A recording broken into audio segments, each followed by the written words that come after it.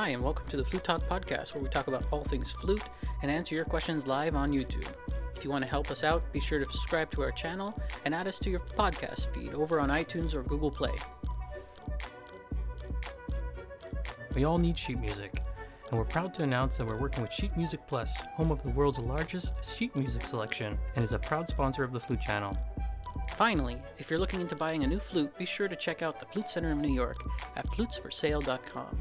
With our code TFC at checkout, you'll be able to try 3 flutes or piccolos for 10 days, and whichever instrument you choose, you get an extended 18th month warranty on it. So be sure at checkout to put in the special code TFC at flutesforsale.com. Now on with the show. Hi everybody, welcome to the Flute Talk podcast. I'm Nick. And I'm Amelie. How's it going, Emily? Good, how are you? I'm good. So yeah, we haven't done one in quite a while. It's been since the festival, which is about over a month we haven't done one of these, and a lot of things have happened. We did the festival. That was pretty cool.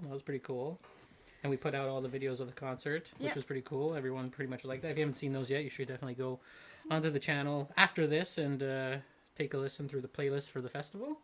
Also, what else happened? Well, a lot of other things. We hit 30,000 subscribers, which is really great. Yeah. That's pretty cool. And yeah, it's pretty exciting. And then can't say much else except for that. And then lots of people, on the channel,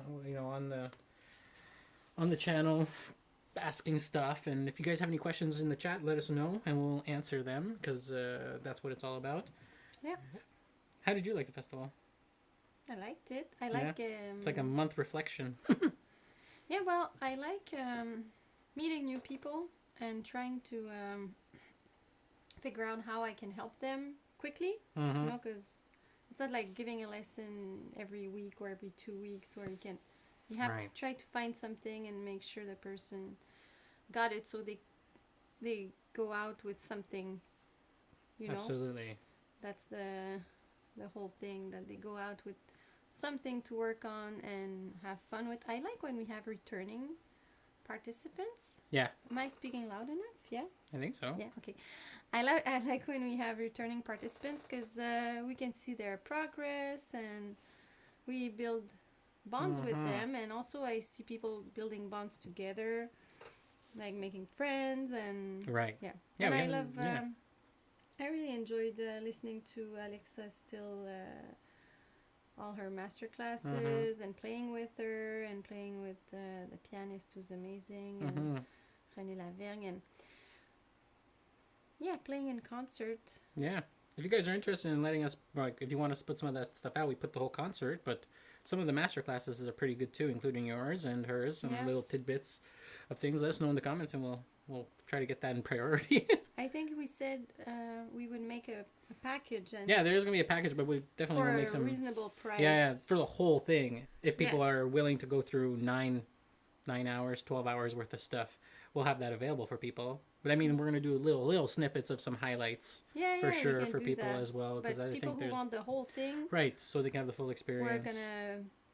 Yeah, we'll have it available. Available out there, so people can... people who are not able to be there and get a part of the experience of the... Totally. Because when we do the live streams, there's a talking, but there's not the interaction between the teacher and the student. Yeah. So you miss a part of it, I guess. Yeah. And also, well, I liked the concert and everything. And after the concert, we had a discussion about putting it online or not, because I thought it's not perfect, but then when is it perfect, because the thing is, whenever you get better, your criteria also evolve with it, but they always evolve faster than your playing. That's why you evolve. If you're happy with your playing, you're not gonna evolve anymore. Exactly. So maybe when I was younger, I would have thought that was the best, but then we thought, I remember we talked about it, and I thought that would be a nice topic, We thought, well, it's life. It's a real concert with little things happening, and we have to be open, and then we put everything out, and some things I'm very proud of, some things, but in the whole, I'm happy we put it out. But yeah, we were talking about being real, you know, Yeah. and also we were talking about recordings that remove some of the air, and that a lot of recordings nowadays, they're fabricated. Oh yeah, there's a lot of there's cut a lot and of that. paste. Yeah. You know, I've participated in professional recordings sometimes as a professional flutist, and we do a couple of takes from this bar to this bar, and then we do a cut, and then we you don't play the whole thing through, and then the technician just goes and puts and it does back stuff. together. Yeah, even Alexa said the same thing, and there's bits of like that. Things just get fabricated, and there's even videos now of very good recording engineers that really frown upon the whole, adding reverb or telling, and it's not even them adding it; it's the person telling them to add it, and it's a big faux pas now. And there's like great discussions of why not to do that. Like we decided not to put too much reverb because it gives some type of no, it actually deteriorates the sound. Yes and no, because it makes sometimes some of the mistakes not sound so much because it. But then you can't change. But then you can't. Change it. You can't change the tonalities. You know, if you want to raise the highs and mids, it breaks down and it's very bad. Yeah. But I think it's a way to hide. What I mean by that is you can decide to hide or just show what is there, and that's life. Life is not perfect. I think we've been totally. I think we've been told like whatever we've listened to certain things in our lives that have made such an influence that they were perfect fabricated recordings, you know, because every single concert I've ever been to in my life has never been perfect. It's always just been the whole environment, the whole experience, not the element of perfection, I guess. And we don't really care that much. I've been to concerts that were near perfect and where I was bored. And I've been to concerts that had a lot of little things and where I was on the tip of my seat because it was so musical and so full of emotions. So, you know, but I thought that was I don't know what people are thinking about all that. But, we'll go through that. You know, being authentic and we decided to take the real sound that was there and put it there. Well, we had microphones in different parts. We had natural reverb from the room itself. We had microphones put in front and also in the back of the room so that we can mix it a bit better. And that's always a good thing to do. And a lot of people neglect to do that. And it's a very easy thing to do. You can buy an H1, which is $100, put that right in the back of a room, and then put close mics close to you, and then record those two things together, and then mix it in the editing room. You know, just adjust the digital, volume, and then until it reaches a certain, but this way it's threshold. Natural. It's that's why it's natural reverb. It actually captures the room. In the room. Yeah. It's not like you're in a small room, but it sounds like you were in a cathedral. It sounds like the room you were in. Yeah, exactly. It's a real reverb of the room. Yeah. And there's even more ways to do that to make it a bit more easier for people. So, yeah. And we were even talking about, recordings where technicians can remove the frequency that does a shh, the little sound, the little air in the sound, and then people start to believe that the flute doesn't have that when it does have it. It's just they remove it because they know which frequency it is, and they just go whoop. Exactly. And then people are looking for a type of sound that is not efficient, because in real life, professional flutists don't really sound like the way you think they sound like. Exactly. So, yeah. That was something like that I thought a lot about around the festival time, authenticity and accepting life. It's a bit like, accepting life the way it is, not trying to make this fabricated thing. And music, I think, is life, like all art form. I guess it's about portraying life or an idea of what life is, but yeah, I think we have to embrace it the way it is and exactly. Make it as beautiful as we can, but also accept the flaws that are there. And So Marcina said she played the Polonaise and Badinais for her chair auditions and she got second chair. That's great. Out of 20 people. That's pretty cool. Wow. The connection's going a little funny, they say, but we'll see. And then and what else is there? There's also... Oh, yeah. What Victor wants to know, did you suggest a specific month for attending flute performances in concert?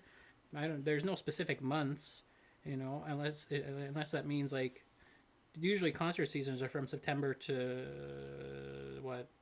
October, May? Yeah, for most places. So check out the schedules in your area. Yeah. And there's also flute festivals sometimes in people's cities. So and then in the summer, usually you have summer festivals for music. But no, I don't think each place has their own dates. But yeah. Sarah is from Australia. Luana is from Brazil. That's cool, everybody. That's cool. I'm a 10th. Hello. I'm a 10th grader, and JJ. He's like, I'm a 10th grader, and I was chosen to play Piccolo. I got into wind ensemble / symphony. Any tips for Piccolo playing? 10th grader. What grade is that? 3, 4, 15, 16 year old. I think we have a video about Piccolo playing. We have a video. Yeah, we do have a video about Piccolo playing. Well, what I always say is that Piccolo is smaller, so you have to make it a little bit smaller aperture with your lips, and then you have to support a lot because you need airspeed all the time. And apart from that, it's pretty cool. And I would say practice, sound exercises, scales, all those things on the Piccolo, so you get comfortable, not just a piece, Work on your sound, listen to yourself, and listen to some Piccolo. I have a few CDs, like, what's his name? There's a French flutist who recorded a couple of Piccolo CDs, and they're good, but I'm sure there's things online too. Listen to the sound so you know what it sounds like, and then you can... Because if you don't have a clear idea of what you're looking for, it's tough to... get it, Totally. What else is there? Yeah, hopefully that helps. Oh, here's another one. While I work on this. Hi, I was Deborah Hargrove wants to know, wanted to ask how I can work on memorizing more of my parts. I find I stare at the music too much. Also, I've played the Stars and Stripes many times, and I always forget it between summers. Okay, well, memory. Memory. Oh, and to finish with the Piccolo, I would say maybe practice with a tuner a little bit, because the tendencies of the Piccolo and of the flute are not exactly the same. Like the C sharp and all those notes, they're not exactly the same. They don't...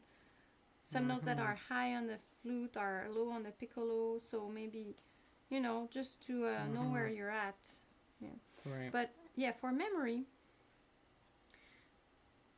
I used to play by memory a lot. I do it less now because I guess I have less time to practice, and it takes time. But the way I do it, there's a lot of kinesthetic memory involved, so my fingers remember. And then my visual, I try to use as many senses as I can to memorize. So I use the kinesthetic memory with my fingers, and then I use my visual memory. I know on which page I am. I know, okay, now I'm here, I'm there. So all those things. Right. And then I use my auditory memory, because I know the melody and all that stuff, and the rhythm and what's going on with the piano and all those things. But the thing is to try to tap into those three main sources. If you try to remember just by one of them, it's more difficult. But if you try to use all three, it gets easier. And repetition and saying today I'm gonna play the first 3 lines by memory, right, not the whole piece at once. And then that, and then learning the structure. You need to know the structure, because very often, the structure is important. Let's say you have ABA, but the first time you have A, the bridge, there's a little bridge going to another key. Right. But the second time you stay in the same key. You need to have it clearly in your head where you are, because it's just the fingers. So there's also an intellectual type of structural memory that comes in place as well. What's the big structure? But that's linked to my visual memory, because my visual memory knows where it is on the music. usually when you play with the intention of learning by heart, and you pay attention, you see the structure. That's one of the reasons why I like learning by heart, because you really have to understand the structure to learn it by heart. And then I think it improves the playing, but we don't always have time to do it. So. To go back on the piccolo thing, what should they be focusing on practice? What should I focus on practicing for piccolo, I guess? Long tones and practice scales, and practice the scales that are maybe even are being used in those pieces in that ensemble, so you can get familiar with those things a little bit. I don't know. Practice thirds, you know. I would say the same scales you play on the flute. A tuner is helpful too for piccolo. Yeah, I just said that. You said tuner? Yeah. You said pieces, I just thought. Yeah, I said tuner just before we came back to that. But you look like you were listening, but I guess you were reading things, because there's a lot to read. Yeah, practice the pieces. And articulations. So when you practice, let's say you practice Tafanel and Gobert, that book, you have a lot of different articulations. So you should practice the different articulations as well. Yeah. On piccolo, piccolo, it's pretty important, the articulations, because they're so exposed. Yeah. They're super exposed. And you know the mask thing that sometimes we talk about, to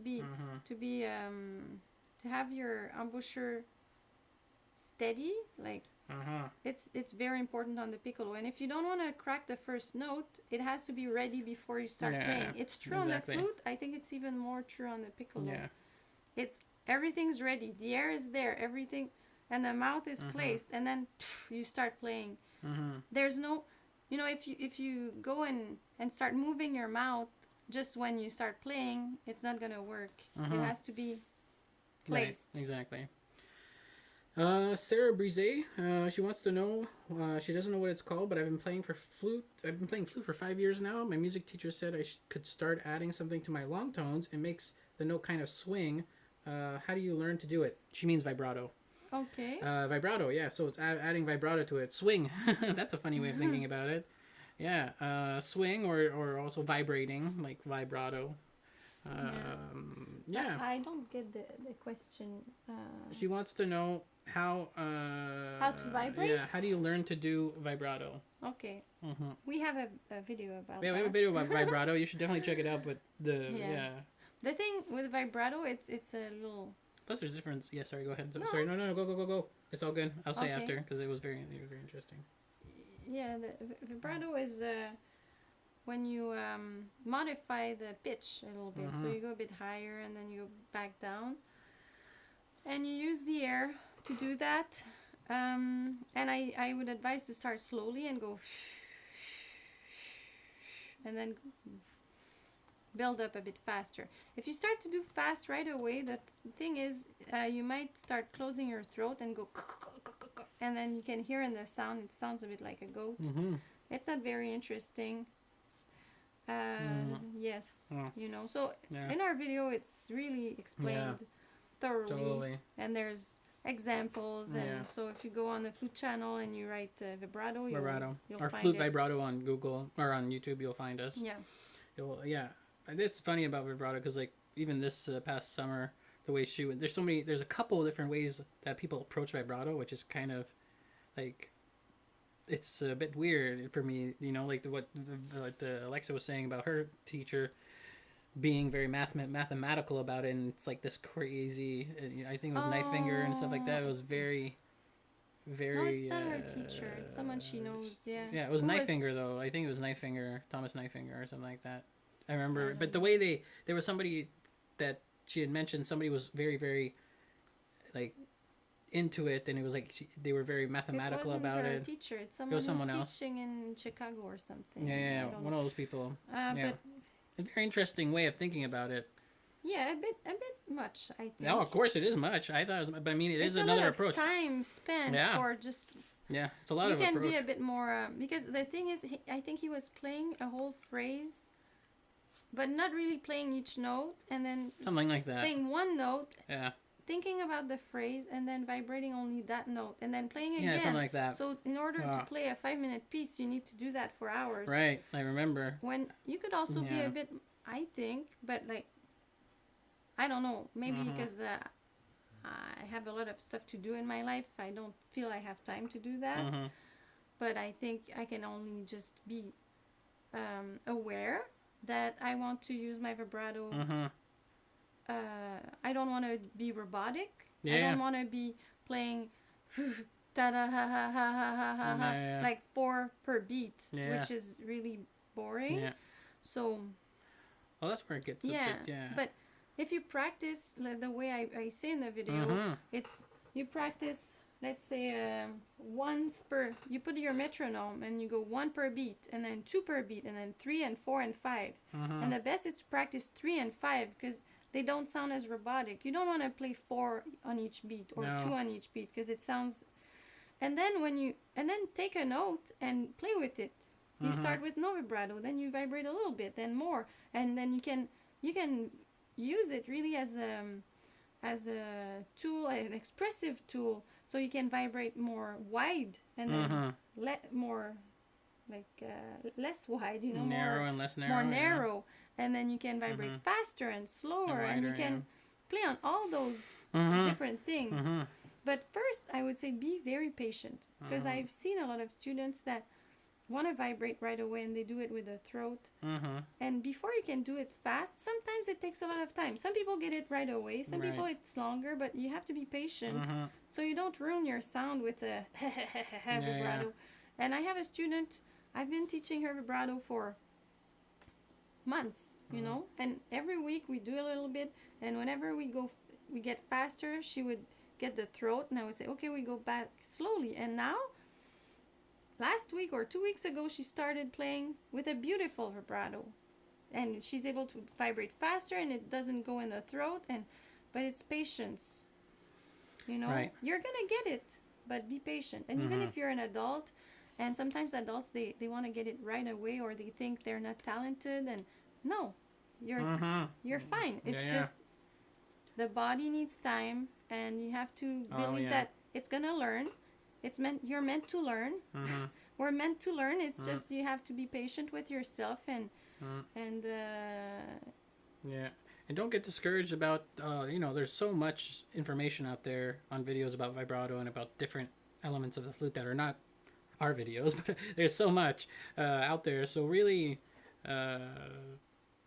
get something that's going to feel the most basic, so that you can have a good foundation, because it's really a lot. I look at everything out there, and there's so much different opinions out there. It could be confusing, Try to pick one, preferably ours, and start with that, and then because you get so many. You've, like you said, you've gotten countless people that you've had to fix their, or work on their vibrato a bit and kind of lead them in the right direction. Yeah, but usually I would say if you keep it simple, Right. Most people don't, though, because people over. I have a lot of students who come, or I have online or at home, that have problems with things, and because they overcomplicate things, and then I tell them just put your thumb here instead of there, or don't smile, or little things, and then their playing improves drastically, very fast, in a minute, like pain, no pain, or any other type of thing. So totally. Yeah, that's why also sometimes it's good to have a pair of eyes that are outside. Yeah. Because you might not notice what you're doing, because we're not that aware of ourselves. Like we don't see ourselves from outside. Exactly. And if you don't have a trained eye that's looking for it, it could be Yeah, I can't find things in the cupboards, but I have a trained eye for those types of things. So yeah, it's a different. So Michael Mendes, he says hello. A lot of other people say hello. It's been a while. Somebody was wondering about the book. The book is coming out soon. It's just we want to make it perfect. We don't want anything to. We don't have to have reprints for no reason. For little things. So just producing it's going to be a while. Yeah, it's going to. Hopefully, we're going to try to get it out in October, just before the holidays for everybody. Like I said, there are 15 beginner lessons that lead you up pretty good. Yeah. Pretty good. And then we'll do the second and third. And I think by the third, you're in the big repertoire. I think you're going to be able... Yeah, we think that you're going to be able to be like a grade 6, 7, or 8 RCM by the third book. You're going to feel concrete about it, but really the first one's the one that we're really trying to establish the style and the formatting and all that stuff. But it will be a physical book. We're going to work with a specific publisher. Are we going to sell PDFs as well? Yeah, PDFs as well. There will be PDFs, so you can read it off of your iPad, or you can print it. But there will be a book, and it will be very affordable for everybody. And it's going to be very good quality, and it's going to be a really cool thing. So stay tuned for that, but it's going to come soon. Yeah, because it's a lot of time. It's a lot of time to make to put everything. Well, just to make a book from scratch. A book from scratch. Yeah. Everything is custom made, so it's a lot that's of just time. like if you hired a professional person, it would cost fortune. Yeah, that's why we keep it. That's why we keep it DIY price, and good price, and just have it good quality. What else do we got here? We got a lot of questions. Michael Mendez wants to, or Mikhail, I always forget. I have a question of which of these ways is correct to breathe, by the mouth or by the nose? Both are correct. Both can be correct, as long as they're not very noisy, I guess. Like, or, you know. Yeah. But like you can do silent.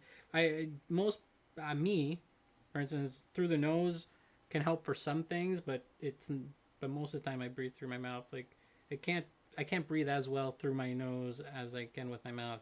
Yeah, it depends on the person. That's what I'm saying. I can't. And it depends on the what you're playing.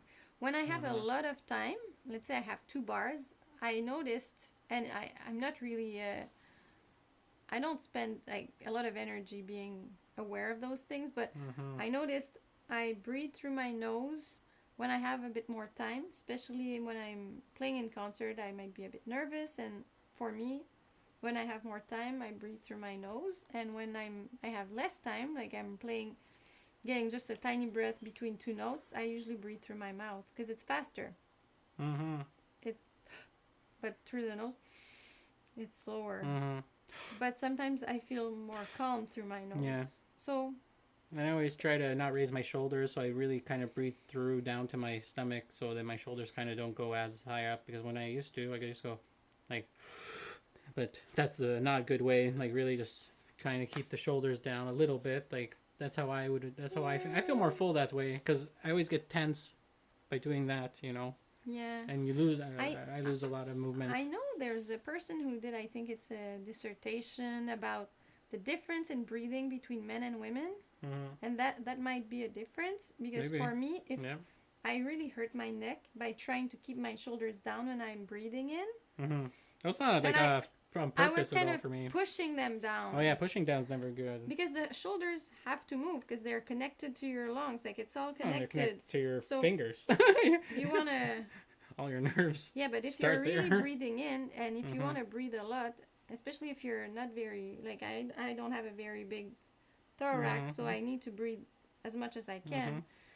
Yeah, if I only do the belly breathing, I don't get enough air. I have to use my whole sure chest and I mean the whole 3D thing. I mean more lower than higher if I want to talk about hemispheres. But the lungs are high. They're very high. Of course, but they fill up there, you know, they go up there. Yeah, but I think it's dangerous to tell people not to raise their shoulders. Like, don't raise your shoulders. Yeah, don't raise your shoulders. That's the only thing. Push them down either. No, I'm not even saying pushing down. They will naturally, like, just keep leave down. them where they're gravity supposed to be. takes them, Just wherever gravity takes them, I guess, you know. That's my opinion. Yeah, well... I don't mean forcing or anything. There's no forcing at all in what I'm saying. It's just being aware that you might be pushing up if that's the case, and then just letting to be relaxed a bit more. That way there's more room for everything to move. If everything's in a relaxed position, everything's going to function properly. But if you breathe properly, your shoulders are going to go up. Yeah, to a certain extent. I don't mean like over, but a lot of people overcompensate. There's a lot of overcompensation. But if you think about putting your shoulder blades back and low, then the shoulders will follow. But I used to think about my shoulders, and now because of Pilates, I focus more on my shoulder blades. I bring them back and down, and then the shoulders, And even I can feel when I breathe in that my shoulder blades are going away from each other. And then my shoulders raise a tiny bit. And I don't think about them too much. I really think about my shoulder blades and keeping them down in the right spot and close to each other. But of course, when I breathe, they go away. But it feels good, you know? Course, sure. And everything is in its place. Because the problem with when we give an advice that's too, like, keep your shoulders down. Like, I used to have that advice and take it literally and push my shoulders down and hurt my neck, and I was not able to breathe because I was not breathing fully. I was half breathing, and I was always out of breath because I have to keep my shoulders down. And the lungs are very high. They're very high because they're over the diaphragm. Well, they fill up to your neck. That's where your lung they go all the way muscles. to your neck. So you can't breathe properly and have no shoulder movement. When you want to play the flute, which is I don't think anyone's saying no shoulder movement. That's all. Yeah, it requires a lot of air. Yeah. You need the shoulders to move because you need to fill it up. Your lungs are pushing your shoulders. You know, that's all it is. I'm just saying the awareness factor. But of course, you shouldn't bring your shoulders up to your ears. That's a given. So, just Monica was wondering, when I was in high school, my band teacher would tell us to keep our right arm up and horizontal to the flute, but I've noticed most people tend to keep their elbow down.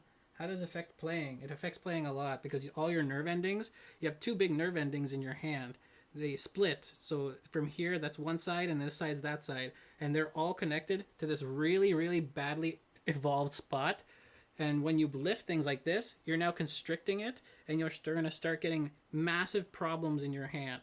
It's just like a biologist and those physical therapists, they're like looking at you when people do that, or people who go like this and type on the keyboards. It's literally pinching them, and the nerves start deteriorating because there's not enough blood going there over a long course of time, and then you get no oxygen either. No oxygen. That's what I mean. Yeah, no blood. So that's a big problem. That's a big problem. So yeah, it does make a huge difference. And on the flute, you have a double problem. You have what you explained about that, but you also have the wrist that's going to be broken. Yeah, and then that's another problem. It's not even the nerves there. It's actually the bones and stuff that causes. That's bone problems then too, because then you're introducing a second new problem. You get another problem there because you're not meant to have your wrists bent like that. Yeah. Your wrist is supposed to be in line with your hand. Yeah. And then that's why we put our shoulders down, our elbows down. Elbows down, to keep everything in line as much as possible. Yeah. That's so sad. Yeah. Let the flute come to you, not you come to the flute.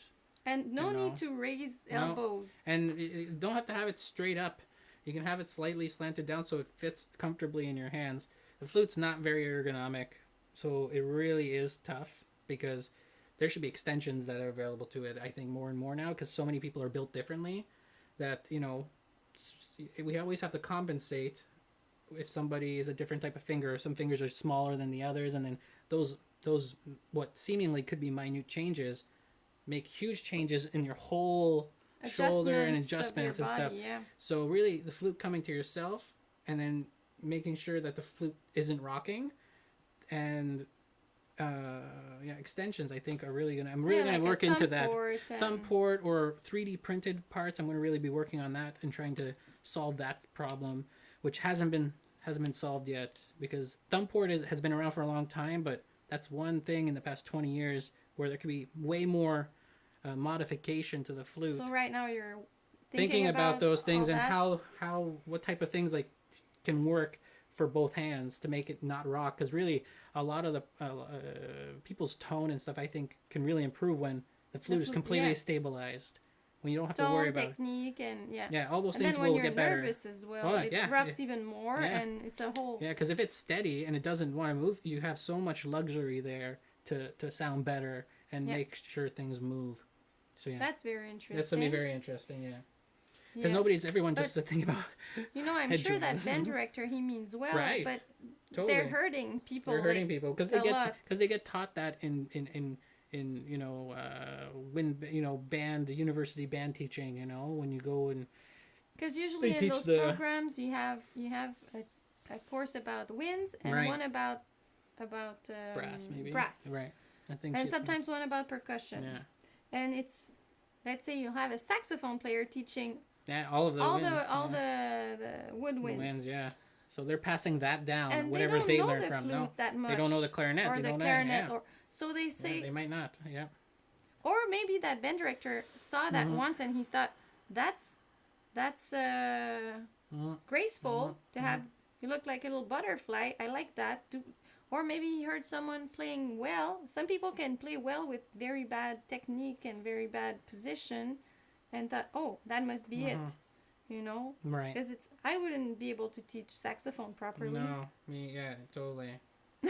Or clarinet. Or clarinet, yeah. Allison Sinclair, she's saying I've played, Farfel Alfredo tells us congrats on 30,000. Thank you. 30,300 now, I think. That's great. It's growing and growing. Let's get to 100,000. If all of you go and tell somebody that plays a flute, we'll have more people, and tell them to tell more people, and then that'll be fantastic. Huge community. Yeah, I want the community to be nice and huge. I want all of us to come together and make each other better.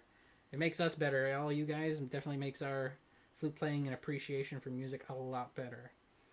Yeah, Allison Sinclair wants to know, I've been playing flute for 5 years, and this is my first year playing piccolo for marching band. Concert season is fast approaching, and I'm concerned about switching back to flute. Any tips? Your flute playing is going to get a lot better because you're playing piccolo, I think. You're playing piccolo, and you think it's going to work backwards, but actually your flute playing 9 times out of 10 will sound better, so don't get too... Because airspeed and support on the piccolo, and also precision on the embouchure. Right. You'll be even more precise. Your sound is probably going to be... Yeah. But just go back to it. Yeah, just go back to it. Just approach it. You might feel your long tones and play for fun. Sometimes in the beginning, I don't even do any exercises. I just take pieces or studies, and I start playing for fun. Yeah, some people, they do say they have a little sensation, but that's just normal. Your lips are gonna and your ears are gonna go right back into it after a few minutes. They're very similar instruments. Super similar. Super similar. So no stress. What is going to be the book title? We don't know what the book's title is going to be, if that's what that means, Victor. We don't know yet what the title is going to be. It'll be under her name, but there'll be a title for the book. We don't know what the title will be. Somebody's getting bad audio. If you're getting bad audio quality, refresh your browser. We'll try our best to get all that stuff rolling a bit better. It should be okay. Things seem to be okay, maybe? Yeah, we'll see. Well, what else is here? We got, hi guys, I'm wondering if you have any tips on playing a trio piece on the flute. Three flutes? You mean three, Larissa, you mean for 3 flutes, or like piano, violin, and flute? Let us know. We'll go back to your comment. Just Monica, I was told, thanks for the information. I'm so happy.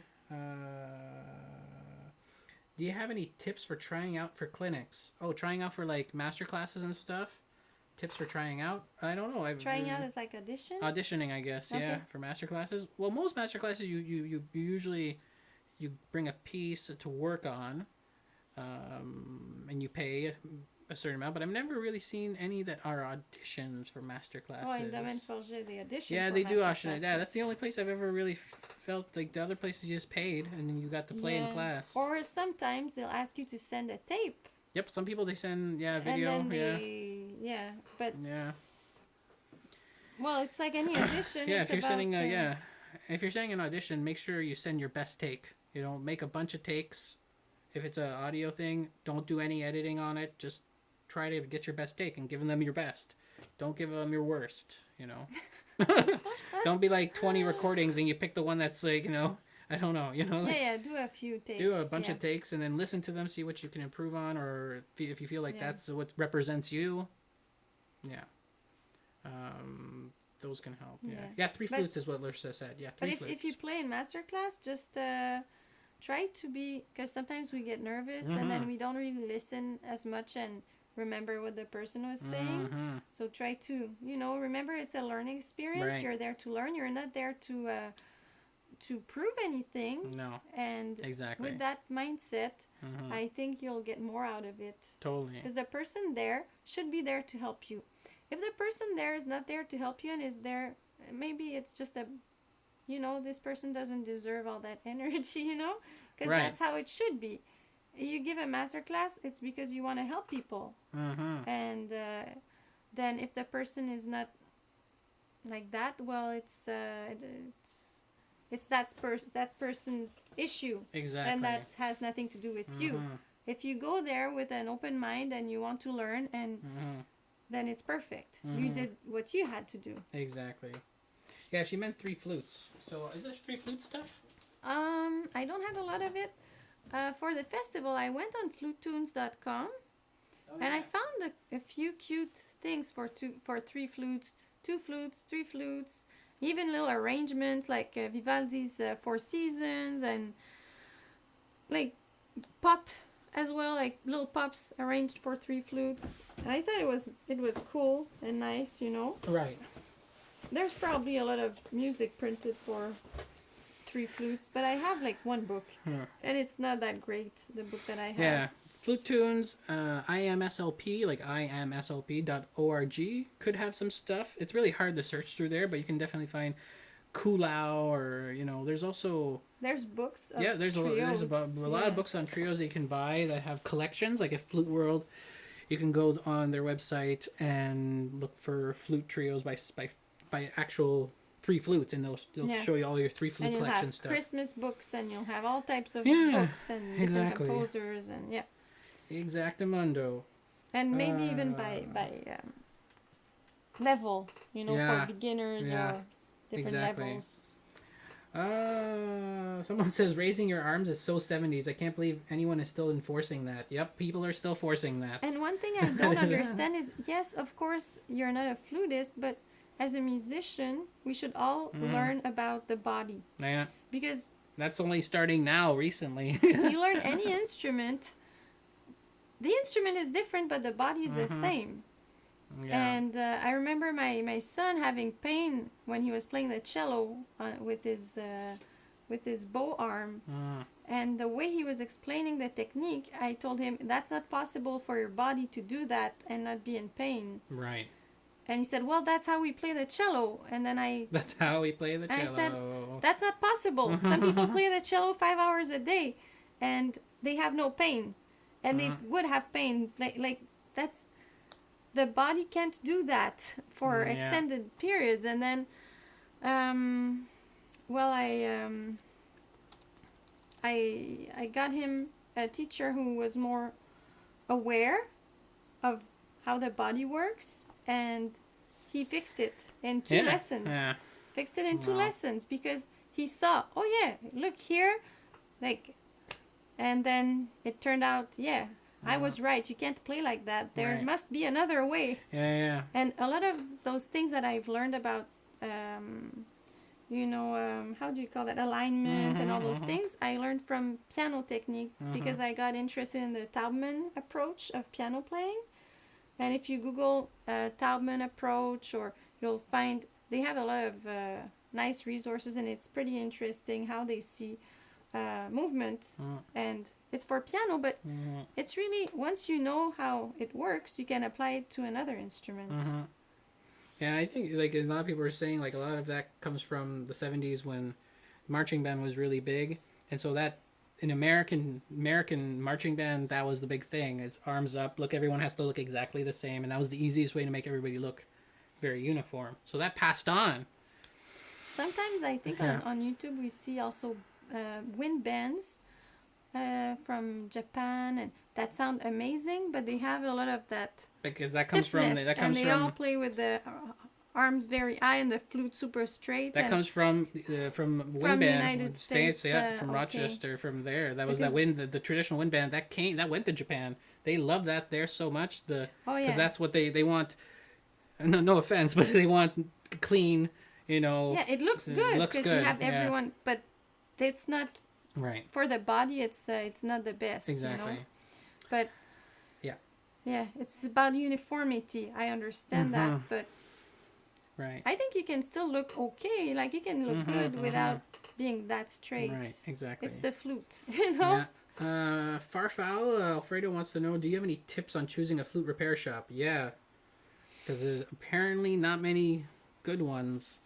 sorry if people are in that in repair shops business, but we get a lot of comments from people saying that their repair shop is not even close to what the repair shop that we go to here. We're very lucky to have a very well maintained and is there any repair shop that you can mail your flute to and then they mail it back, or is it complicated? you can do that. You can do that with, I think, with the Flute Center in New York. You can do that. Yeah, because they're very good there. Yeah, they're very good. Excuse me. Yes, they're very good there. And we go to Twig Music, which is very good in the too. province of Quebec. Yeah. They have like in Quebec City and Montreal. Yeah, right. But like things that you should look out for that are good things, I guess, about is that they have technicians there that have specific qualifications, like maybe even Straubinger certification, because that's a very difficult thing to attain. Like, and you need to really be good at it. And you get a certification for it. That even usually if you can don't tell want the Straubinger. Yeah, even if you don't want Straubinger, that usually tells that you're that person's they're very advanced and they have a good sense of detail and stuff like that. Because the lady who repairs our flutes, she told me that the flute, because she repairs different instruments, but she's really more specializing in the flute right now. And she told me that the flute is different from all the other ones, and it's a bit more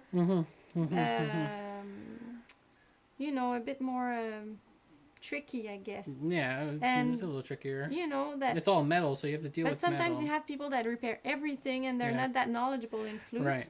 We're lucky because she's really knowledgeable in flute. Yeah, and she's constantly getting better and better. Yeah. So look for people who are those types of accreditations.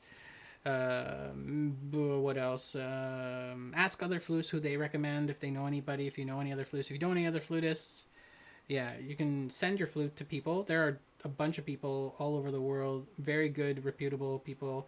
You can check on Straubinger's website. They have a whole list of all their Straubinger technicians all over the world by country and by city. So you can check where your nearest person is, and you can email them and talk to them. Maybe you can mail your flute to them, and then they take care of it.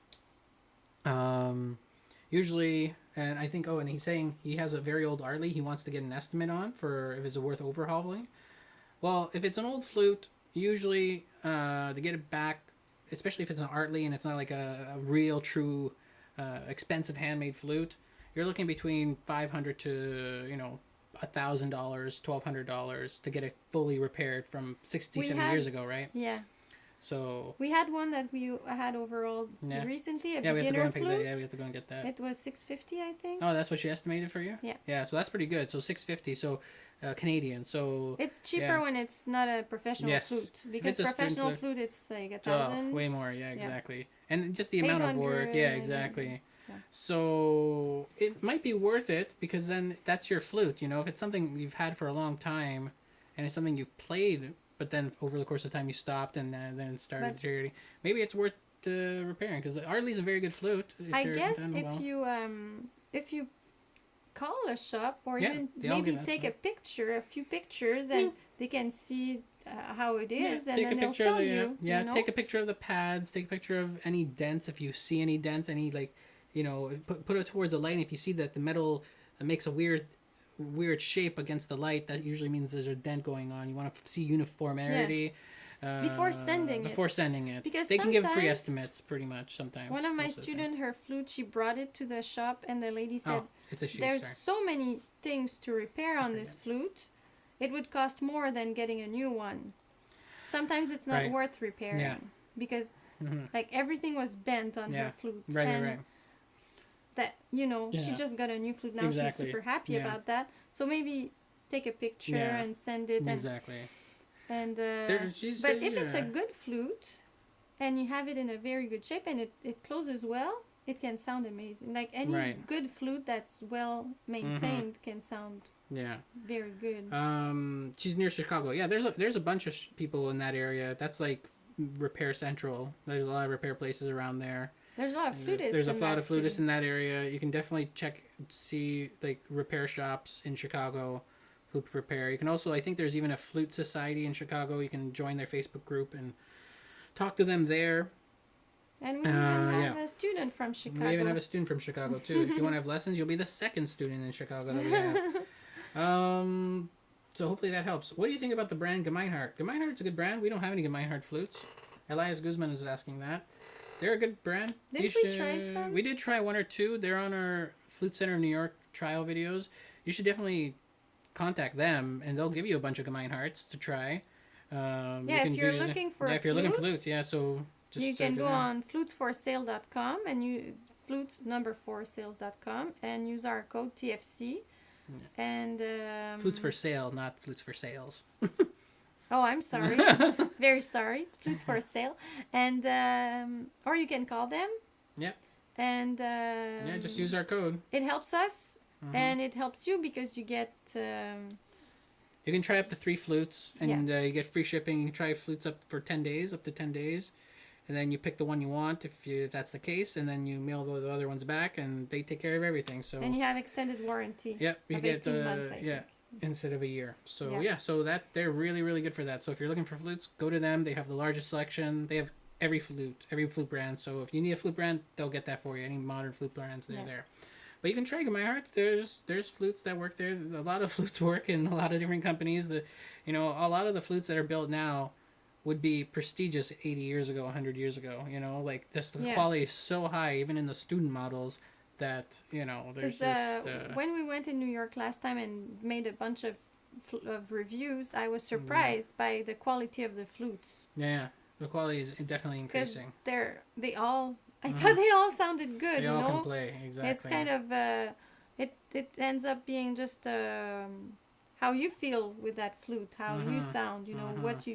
What makes you sound better, or how you feel best. Exactly. And so that's why you have to try a couple. Yep, exactly.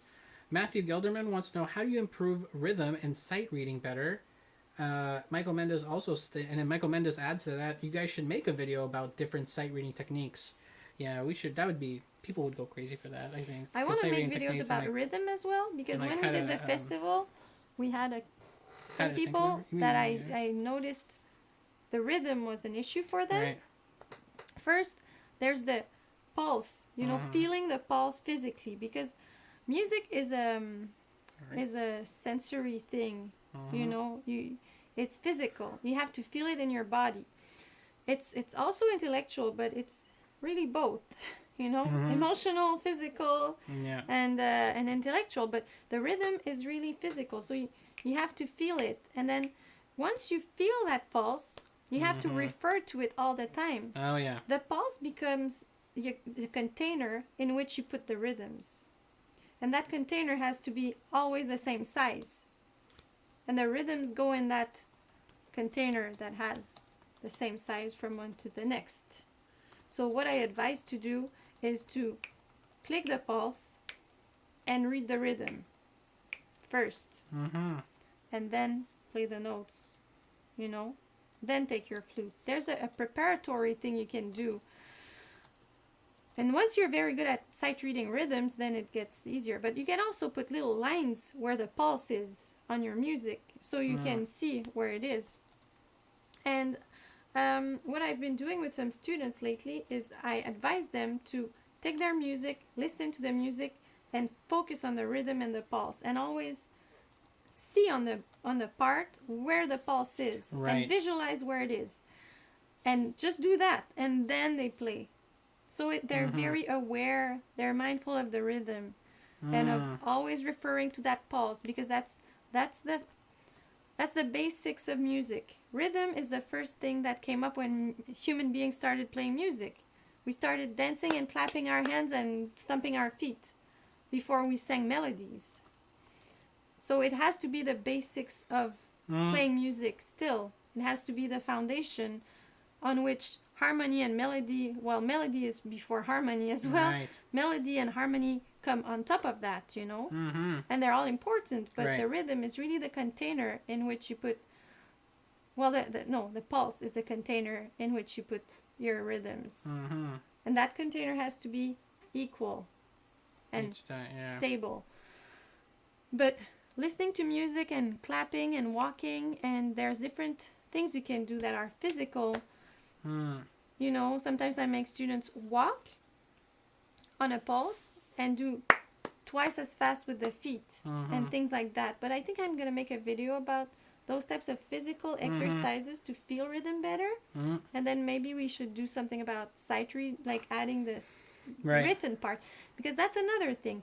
We teach music a bit in the wrong order, if I might say, because music is a language. And when you learn a language, you learn usually as a little child, you learn to speak and understand. Well, you learn to you understand before you speak.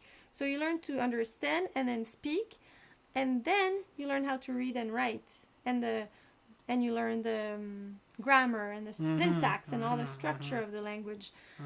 But in music, we learn how to read and write before we learn how to use it as a language. All the rhythmic exercises, and you know, I teach music a lot even to children, and I do dalcroze, which is there's some people in the United States, it's Eurythmics. I think it's kind of brothers in music education. And it's about feeling rhythm, walking on beats, and feeling all that, and playing with balls and feeling the rhythm. Yeah, that's very basic, rudimentary, like getting those feelings inside. But if you don't have them. Yeah, that's the basics. And it's funny because I had an okay sense of rhythm, but when I did my music education bachelor's degree, because I did my performance degrees and then I did my bachelor's education degrees, I had to do those courses of dalcroze and orff and all those. But specifically dalcroze, I felt my rhythm after doing those things, because in the class we would do the exercises that we would teach little kids. I felt my rhythm was even better than before, because I had that feeling, you know, really deep feeling, and now I'm more steady. I'm more. Definitely, there's probably cool visual ways that we can put that out as a series. And I know there's those. I don't know about you guys. There's a rhythm book that's from school that's really good. There's a rhythm book There's a blue book that I know about, and then you have another one that you know, and those are really, it's just rhythms. It's like hundreds of pages of different rhythms that you can clap, and it goes from beginning difficult, like easy, to very complex and difficult with two hands and stuff. That's cool. Those I think the one I use a lot with students is Martenot. Yeah. But it's a French book, and they use French words. Right.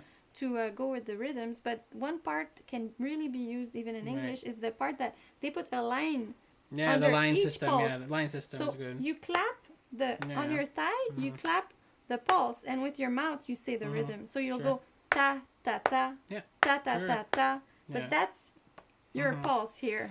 Because I know sometimes the books that I saw that were more used with English language, you clap the rhythm with your hands. You can clap and also say what you also say too, but they don't say the things on the bottom. It's just rhythm, which is really not interesting. It's not visually enough.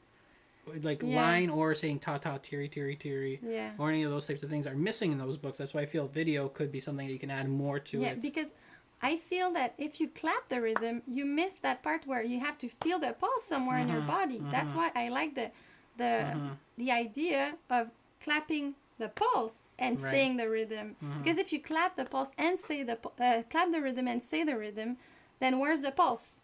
You have rhythms, but rhythms are nothing without a pulse. They're nothing because they don't have any container. Then how do you know that? Yeah, to find the internal pulse of it. Yeah, like where is it, you know? But when you teach, you have to make sure that your student really feels that pulse. And the subdivision, I guess. And stuff so like when that. I see my student going like this, I know they feel the pulse. If I don't see it, you know, I have no indicator that it's understood. I think putting it outside of the body is a good way to start. Oh, it's an additionally good way for sure. Totally. Or maybe it's because I was taught that way, so I'm more attached to that way of teaching it. But it's like not everything I was taught was the right way, but for rhythm, I was taught I think the right way. Some other things I teach differently, but that I think it was a good way. Robert Cowles wants to know: do flutes made from different materials really sound different? Yeah, I don't like using the word sound different. They feel different.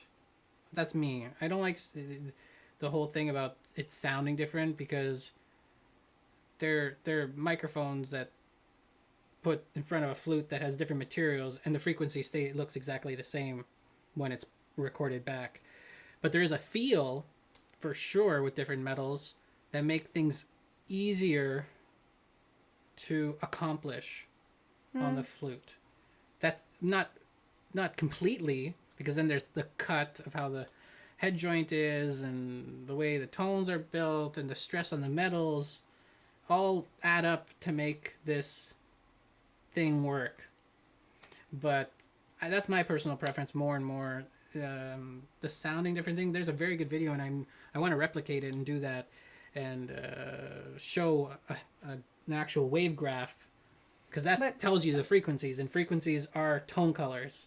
Because some scientists, like I remember, we were having dinner with a physicist and a bunch of flutists, and the physicist was like, "What are you talking about? I know metals. I've studied science. Like, those things can't affect your sound. It's not about that." And I feel I sound different, but is it psychological?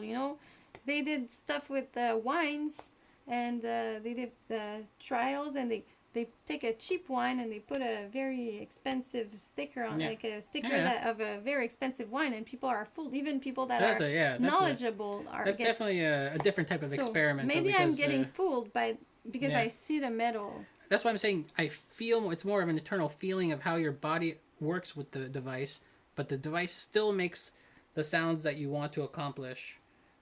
Because maybe your other flute doesn't do it. I feel I sound better on silver than gold. Mm-hmm. Yeah, all depends, I guess, because but the other day I tried a Auditions flute, and I thought I sounded better on that flute. Yeah. So maybe it's the cut. Maybe it's not the metal. What do I know? It could be the cut and the metal. It's definitely all of it combined. My point is that it's all of it. The craftsmanship of it. So you think we put too much importance on the metal when the craftsmanship of the flute 100%. is more important in the end. Yeah. Well, it's all of it. The craftsmanship includes the metal, the choice of what type of metal, all those things. So it's not all to have a gold flute. No. It's about how it's been made. You can have a very well built copper flute and it'll sound fine. It could sound fine. You can have a brass flute. Most flutes from the past, there were some brass ones that just sounded fine. There are some heavy flutes that sound fine.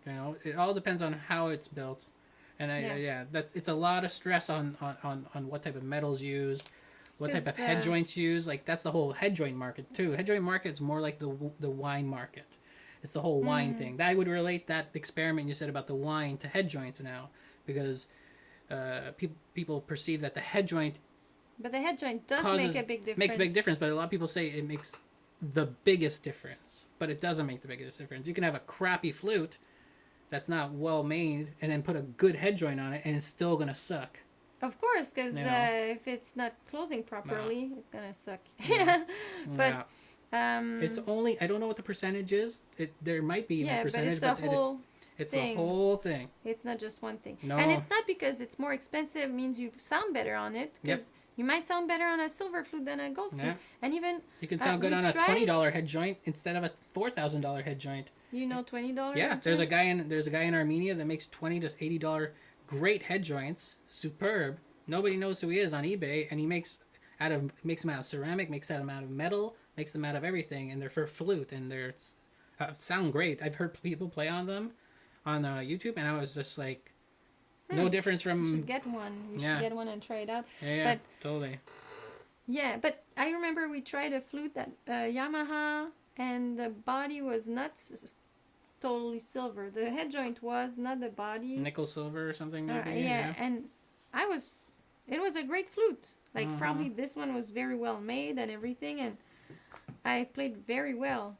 So it's not just about the metal, because I thought that flute sounds as well or even better at some silver flutes I've tried. Right. What do you see here? Michael Mendoza, I'm in that situation that my flute has many things to repair that I don't know if it's worth paying a repair or overhaul. If it's an intermediate flute, you should get it repaired and overhaul. Don't buy another new flute, because you're gonna run into that pattern again. buy another flute.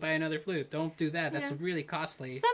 Some places, they take exchanges. Yep. And usually what they do is, let's say you get a like the flutes in New York does it, I think.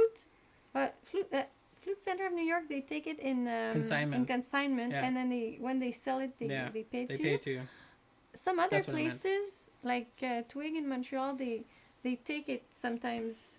They buy it from you. And so let's say you get a $2,000 flute and they give you $1,000 for it. Then they charge the taxes on the $1,000 on the difference. Yeah. So it can be worth it, but you can also sell your flute and buy a new one. You can. Yeah. And you can also just get it to a technician and ask if it's a person you trust who's honest. You ask, is it worth? But most people don't know how to trust people yet. You know, it's usually their first time. So I would, like I said, try to find a technician that's certified in something in flute that's very notable, which is like Straubinger or any of the top companies. If they have a certificate in that, that's important. They always usually give free estimates. So, you know, and a good, well-maintained flute by a repair technician is better than a new flute, you know, because a new flute always needs to kind of go back and get fixed up a bit.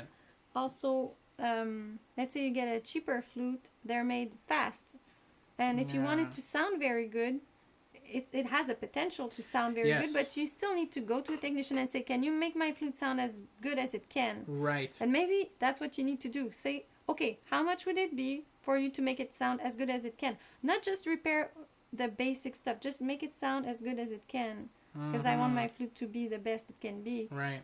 That can be worth it too, because I remember at the festival, Alexa told that to a student, saying, that flute, it's a good flute, but it's the cheap flute from I don't know which company, and they make it fast. They have to get them out, but everything's there. You just need a good technician to bring it to its full potential. Right. And then you'll sound even better. Right, exactly. But those technicians, they need to know that's what you want, because if not, they're just gonna keep it to they're just gonna keep it to level. Usually it's just like medium high tension. You know? Yeah. Usually people, and they'll ask if you want like low, medium, high tension or normal tension. Go with what you're comfortable with, which is usually just normal, like reset. Zebeth wants to really, a lot of people, they want to see videos by us about rhythm. Okay. I love rhythm. Yeah, you're rhythm crazy. Love rhythm. I should have been a dancer. Right. Matthew Gelderman. Percussionist. Yeah. Matthew Gelderman. I lead a flute section of 9. That's pretty cool. And I was wondering if you guys have tips to help all of them at the same time and how to get them back on time if they get lost. Well, recover, you know, learning how to recover is an art form. So, you know, really, for me, I was told, just go back into it. Find where the downbeats are. If you've lost your sense of where you are, look for downbeats. You know, when you're looking through a piece of music together, while you're in rehearsal, mark down where specific things that your ears like, oh yeah, I know where this is exactly. Mark those things down and then wait until you want to get back in. That's a really good tip I usually give people. If you're 9 people and you're lost, you can just kind of lip sync. Yeah. Until you find, like, don't just go and play.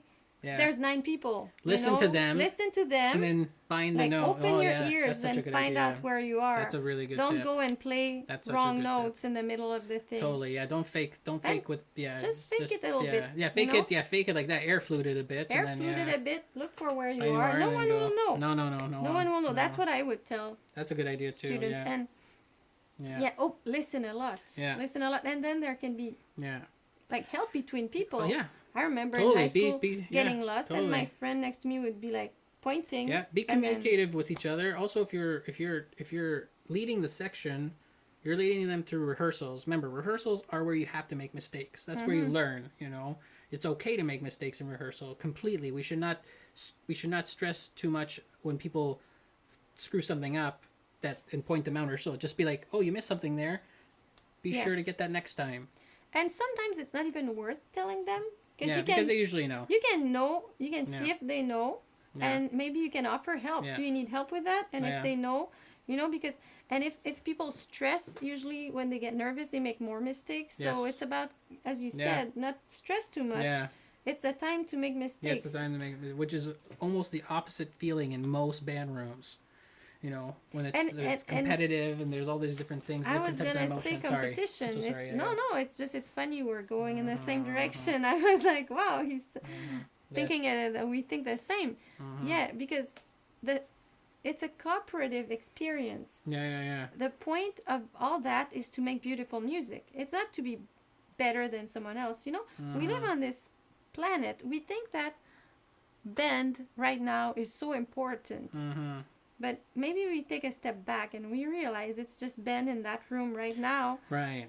There's other bands, and then there's other stuff going on in the world, and then our planet is super tiny. Maybe we shouldn't get so nervous about and so mean towards each other for little things. Totally. And yeah, I'm getting but you know, and metaphysical about it. Yeah, but you know, it's this right. thing of why put so much stress when we can help each other, because the point of all of it is for it to sound good, not for you to feel that you're better than someone else, or someone else to feel he's better than this other person, or exactly making that ambiance of helping each other and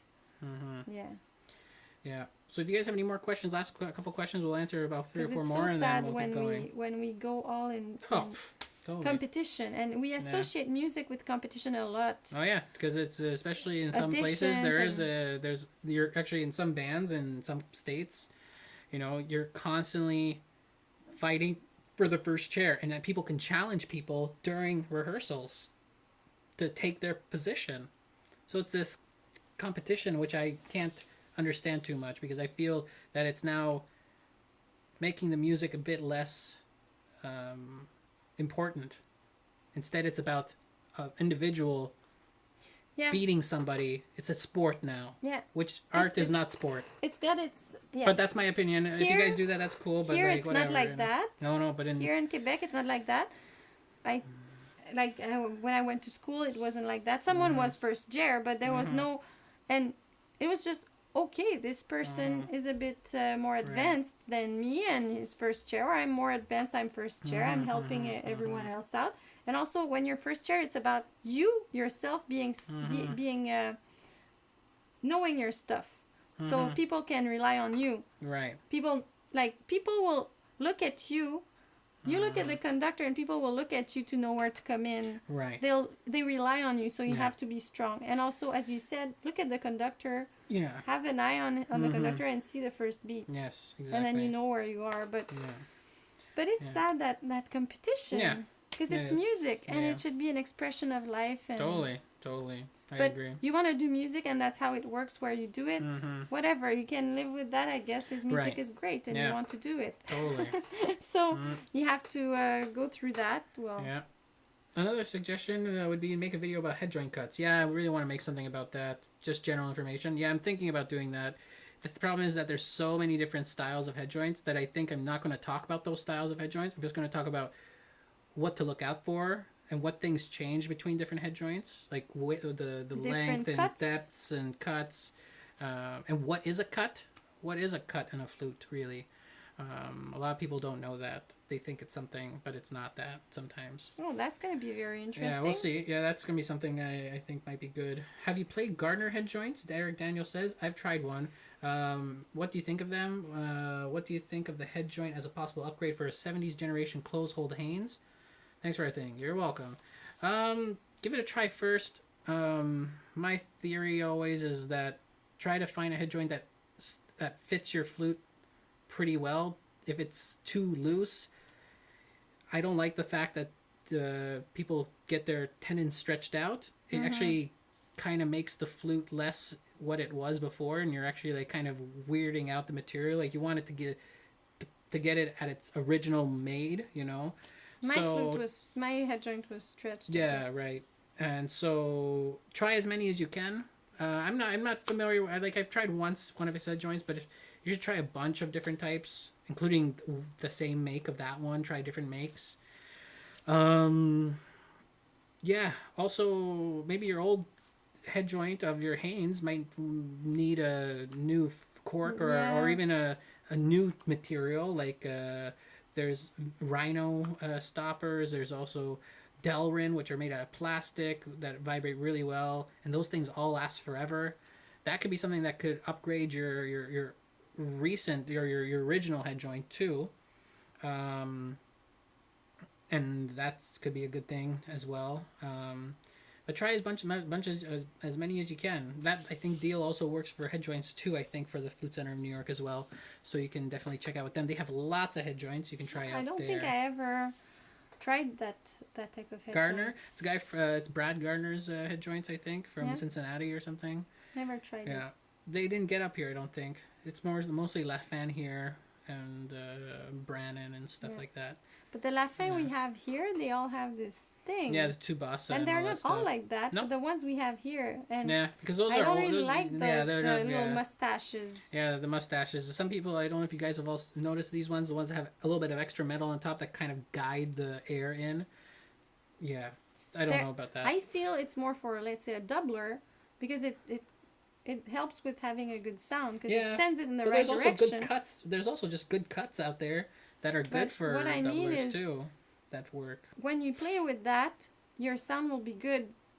Like, will it? Well, you know what I mean. It's gonna be easier to get a good sound because it directs the air, so you don't have to do it. But then if you want to do different colors, and then you're kind of more limited, because it still directs the air there. Yeah. So I'm gonna do an experiment, because and no one else has done this, but I don't think anybody will want to. But get a smoke. I have a smoke machine that I'm gonna try to prepare, and actually you'll see the actual air blowing, and it'll actually prove whether or not that's doing it or not. Oh, that's interesting. So that's how that's how it works, guys. Like, because we have ideas of, we look at that and we're like, that's what it's doing, but is it really?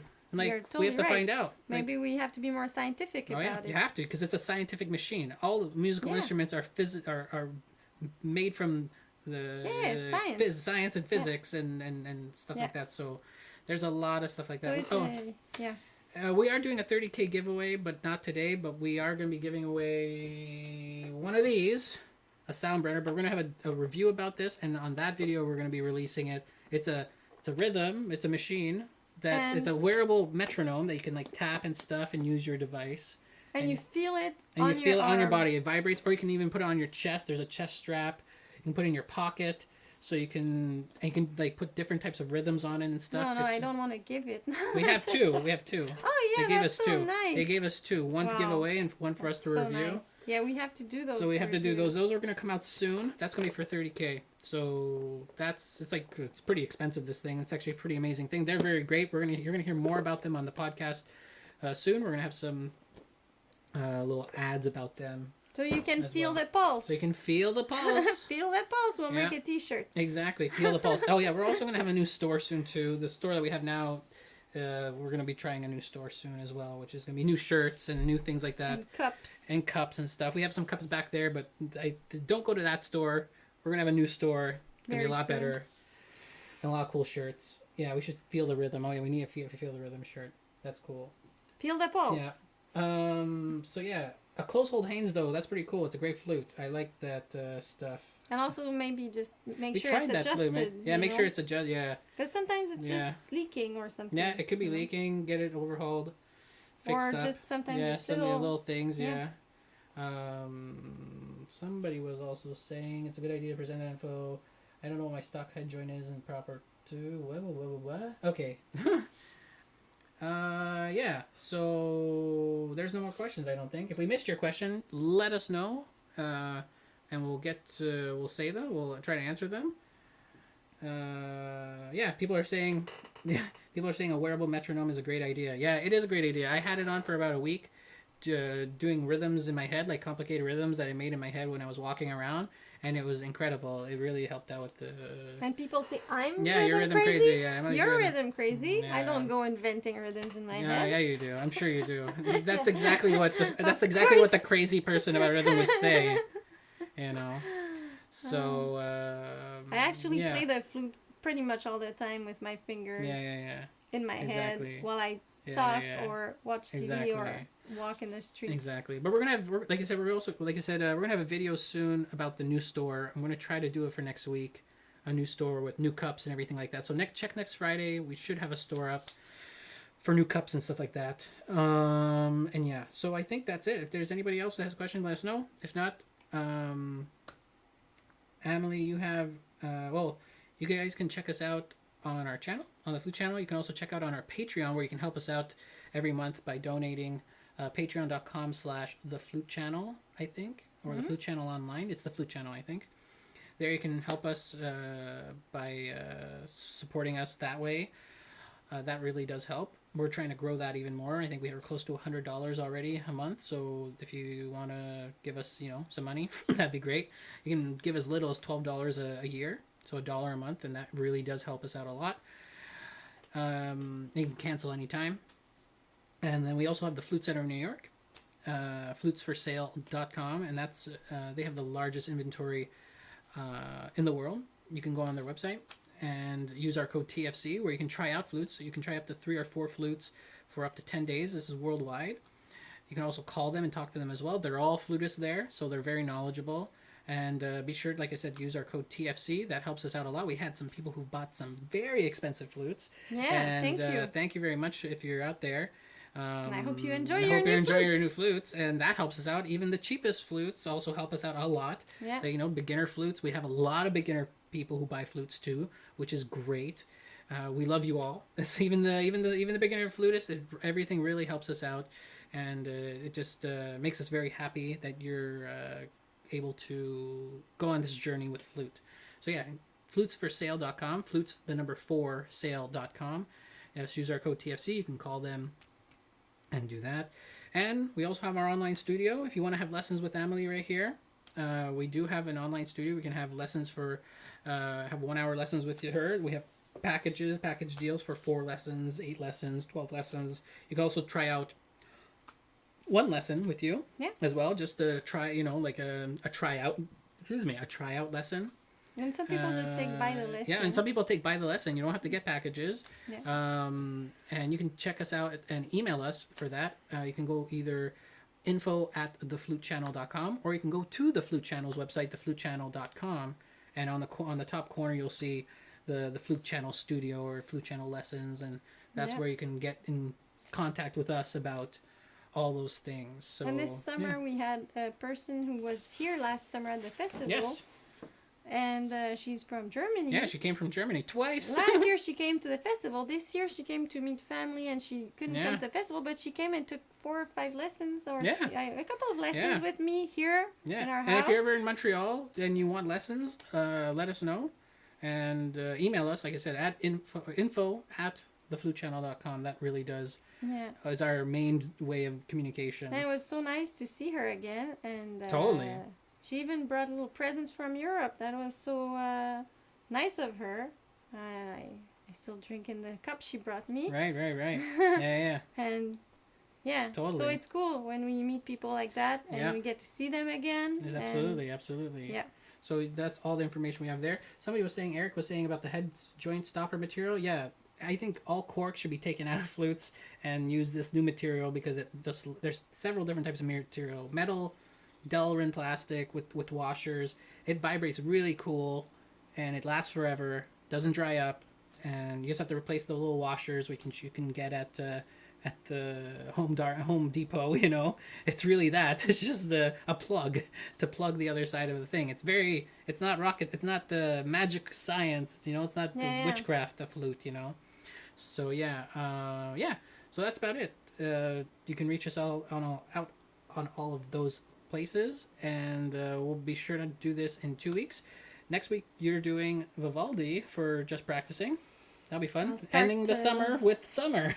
Yeah. Well, it's just a Just Practicing. You're just gonna it'll be fun. But we're gonna have a music video come out with that in the future too. We will have a bunch of music videos, maybe a little Christmas album too. We have a lot of stuff to work on this next couple months. Yeah. It's gonna be big stuff until the end of the year. We're gonna have a lot of stuff to book and all those things, and you guys being here for the podcast and for all the videos that we make and stuff, we really appreciate it. And so thank you so much. Thanks so much, guys. I'm Nick. And I'm Amélie. And we will talk to you guys next time. See you later.